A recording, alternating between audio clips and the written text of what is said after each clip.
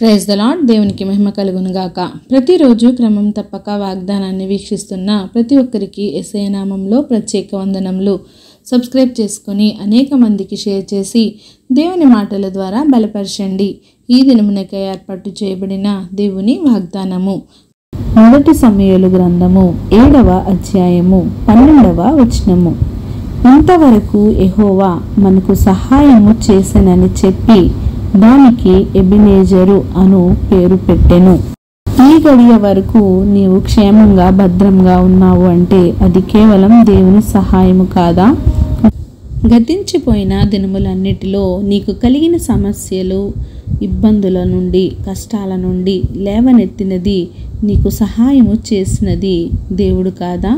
మనకంటే ధనవంతులు, బలవంతులు, ఎన్నో విషయాల్లో మనకంటే ఆధిక్యత, పేరు ప్రతిష్టలు ఉన్నవారు ఇటు చూచి అటు చూచినంతలో కనుమరుగైపోతున్నారు.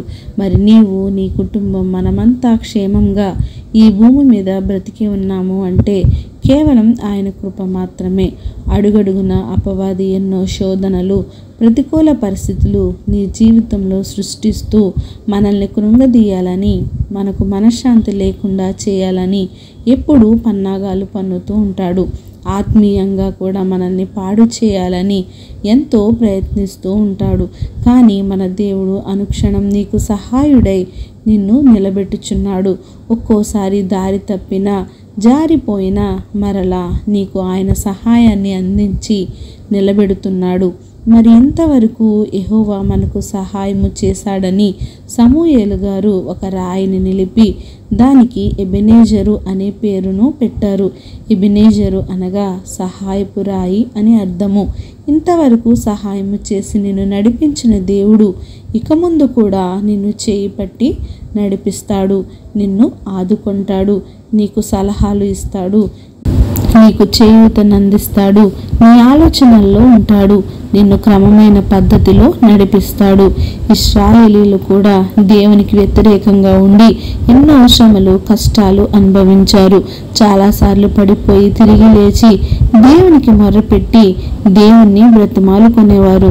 దేవుడు ఎంతైనా జాలి, దయ, కనికరము, కరుణ కలిగిన వాడు కనుక తిరిగి వారికి సహాయాన్ని అందించి యుద్ధాల్లో విజయాన్ని అనుగ్రహించేవాడు.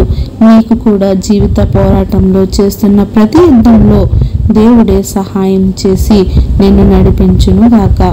ఆమేన్. చిన్ని ప్రార్థన. సకల ఆశీర్వాదాలకు కారణభూతుడైన మా ప్రియ పరలోకపు తండ్రి, మీరిచ్చిన వాగ్దానం నాకే వందనాలు దేవా.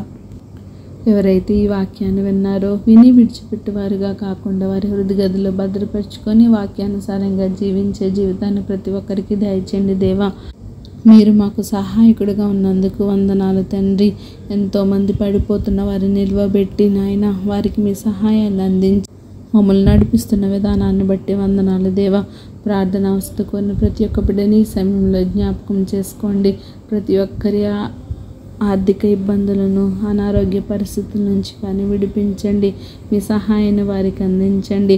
మరి ఎంతోమందికి మంచి రిజల్ట్స్ని ఇచ్చారని మేము నమ్ముచున్నాం తండ్రి. ప్రభా, ప్రతి ఒక్క అవసరాలను, అక్కరతలను తీర్చి సమయానుకూలంగా వారికి మీ సహాయాన్ని అందించి మెండైన నిండైన ఆశీర్వాదాలు మాపై కుమ్మరిస్తారని యేసుక్రీస్తు పరిశుద్ధ నామమున ప్రార్థించి అడిగి వేడుకొంచున్నాను మా తండ్రి. ఆమేన్. God bless you all.